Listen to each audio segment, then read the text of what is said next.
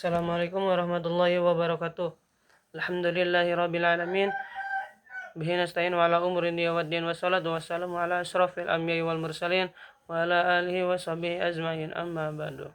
Bismillahirrahmanirrahim. Perkenalkan, nama saya Fajar Maulana. Saya tidak sendiri saja, saya ditemani oleh teman saya yaitu yang bernama Dipi dan Muhammad Rijal Mutaqib. Dan saya akan mengerjakan tugas ulangan tengah semester mata kuliah Etika dan Tanggung Jawab Bisnis. Kami dari Fakultas Manajemen RA3. Oke, saya akan memaparkan dua materi, yaitu yang materi pertama beretika bisnis. Beretika bisnis adalah seperangkat nilai moral dan prinsip yang menjadi pedoman bagi perusahaan dalam menjalankan aktivitas usaha agar tidak hanya mengejar keuntungan, tetapi juga menjaga kejujuran, keadilan, hukum, serta kepentingan masyarakat. Etika bisnis mendorong pelaku usaha untuk bersikap transparan, bertanggung jawab terhadap produk atau layanan yang diberikan, serta menghormati hak konsumen, karyawan, dan mitra kerja dalam setiap proses bisnis. Penerapan etika bisnis terlihat pada tindakan perusahaan yang tidak melakukan penipuan, memberikan upah yang layak bagi karyawan, menjaga kelestarian lingkungan, dan menciptakan persaingan usaha yang sehat. Bisnis yang beretika akan memperoleh kepercayaan publik, meningkatkan reputasi, serta mendukung keberlanjutan usaha dalam jangka panjang. Dengan demikian, etika bisnis menjadi pondasi penting bagi perkembangan usaha yang menguntungkan dan tetap bermanfaat bagi masyarakat. Yang materi kedua yaitu perusahaan dan pemangku kepentingan. Apa sih perusahaan untuk pemangku kepentingan? Perusahaan merupakan organisasi yang menjalankan kegiatan produksi barang atau jasa dengan tujuan memperoleh keuntungan serta memberikan nilai bagi masyarakat dalam operasinya. Perusahaan tidak dapat berdiri sendiri karena membutuhkan dukungan dari berbagai pihak yang memiliki kepentingan terhadap keberlangsungan bisnis. Oleh karena itu, hubungan antara perusahaan dengan pihak luar harus dikelola dengan baik agar tercipta kerjasama yang harmonis dan keberlanjutan. Pihak-pihak yang memiliki kepentingan terhadap perusahaan disebut pemangku kepentingan. Mereka dapat berasal dari internal maupun eksternal perusahaan seperti pemilik modal, konsumen, karyawan, pemasok, pemerintah, masyarakat sekitar, hingga lingkungan alam. Setiap pemangku kepentingan memiliki hak dan kebutuhan yang harus diperhatikan perusahaan, seperti perlindungan konsumen, upah layak, kemitraan yang adil, serta kepatuhan hukum. Dengan memenuhi kepentingan berbagai pihak, perusahaan dapat meningkatkan citra, kepercayaan publik, dan keberlanjutan usaha dalam jangka panjang.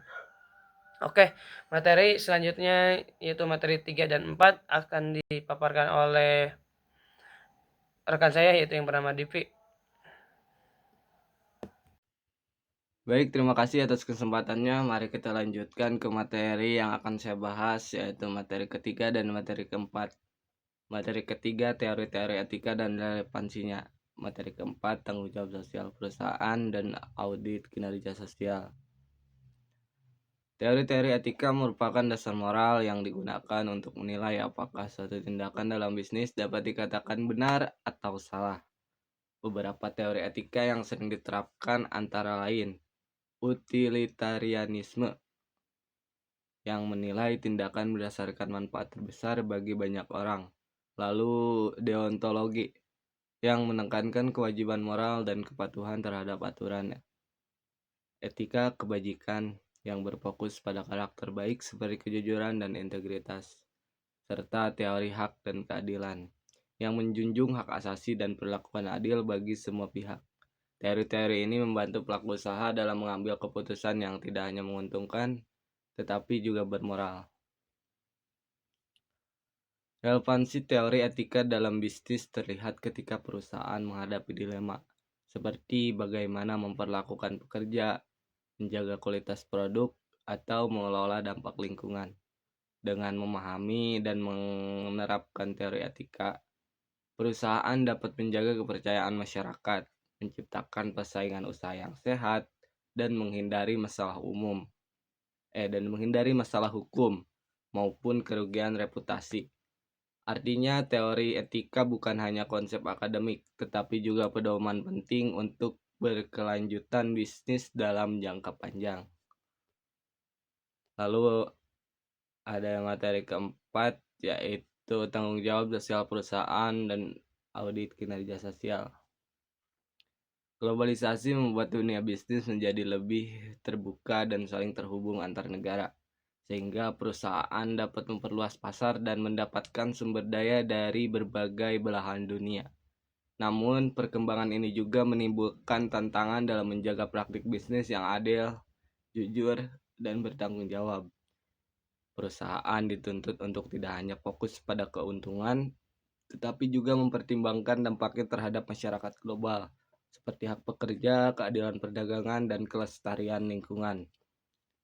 Dalam era globalisasi, etika bisnis menjadi sangat penting untuk menjaga kepercayaan konsumen dan reputasi perusahaan di tingkat internasional.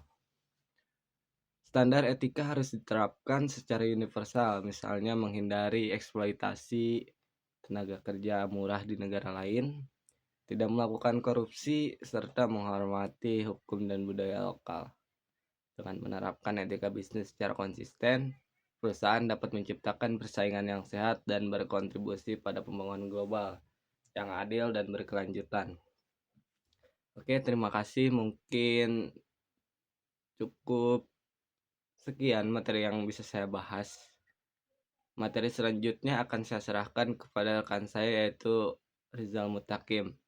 Kepada beliau dipersilahkan. 5. Tanggung jawab sosial perusahaan dan audit kinerja sosial. Tanggung jawab sosial perusahaan atau yang disingkat CSR adalah komitmen perusahaan untuk bertanggung jawab atas dampak sosial dan lingkungan dari operasinya. Di samping tujuan ekonomi, kerangka dasar CSR mencakup 4 dimensi. 1. Ekonomi, kewajiban menghasilkan keuntungan. 2. Hukum, kebutuhan terhadap peraturan yang berlaku. 3. Etika, bertindak secara adil dan benar. 4. Filantropi, kontribusi sukarela untuk masyarakat. Audit kinerja sosial.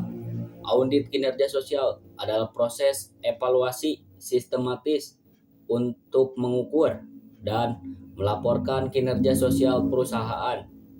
Tujuan adanya untuk 1. Mengukur efektivitas program CSR. 2. Meningkatkan akuntabilitas dan transparansi. 3. Mengidentifikasi risiko dan peluang. Selanjutnya ada hak-hak dan kewajiban pelaku usaha. Hak-hak pelaku usaha. Pertama, adanya hak untuk berproduksi dan beroperasi secara bebas dalam kadar hukum dan persaingan usaha yang ketat.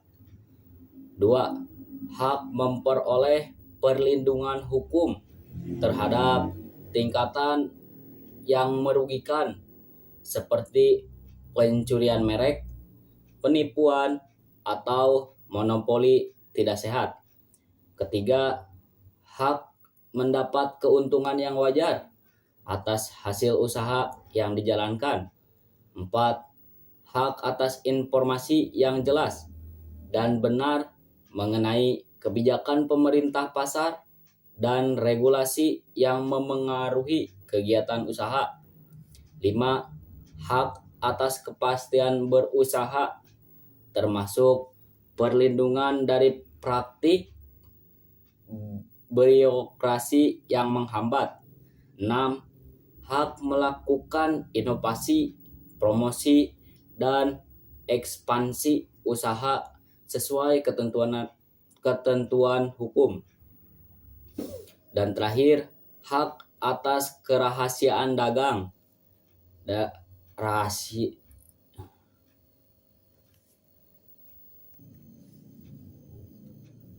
Kewajiban pelaku usaha. 1. Kewajiban mematuhi hukum dan peraturan yang berlaku seperti pajak, perizinan, dan ketenaga kerjaan. 2. Kewajiban memberikan informasi yang jujur dan jelas kepada konsumen mengenai produk atau jasa yang ditawarkan. 3. Kewajiban menjaga stabilitas dan keamanan produk agar tidak merugikan konsumen. 4. Kewajiban menghormati hak-hak konsumen, termasuk hak atas keselamatan, kenyamanan, dan ganti rugi bila terjadi kerugian. 5. Kewajiban menjaga lingkungan hidup dan menghindari pencemaran akibat proses produksi. 6.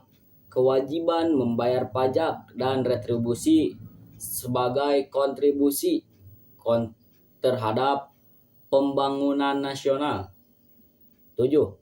Kewajiban bersaing secara sehat dan tidak melakukan praktik curang seperti monopoli ataupun penipuan. 8. Kewajiban memberikan kesejahteraan kepada karyawan seperti upah yang layak, jaminan sosial, dan lingkungan kerja yang aman. 7.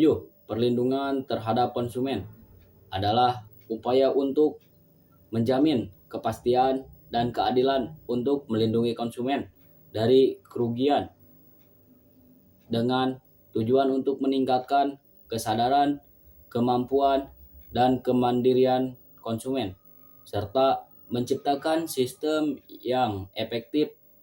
Di Indonesia, hal ini diatur dalam Undang-Undang Nomor 8 Tahun 1999 tentang perlindungan konsumen. Mungkin hanya itu saja yang dapat kelompok kami sampaikan. Mohon maaf jika banyak sekali kekurangan, karena kelebihan hanya milik Allah Subhanahu wa Ta'ala. Sekian dari kelompok kami. Wabillahi taufiq wal hidayah. Wassalamualaikum warahmatullahi wabarakatuh. Terima kasih.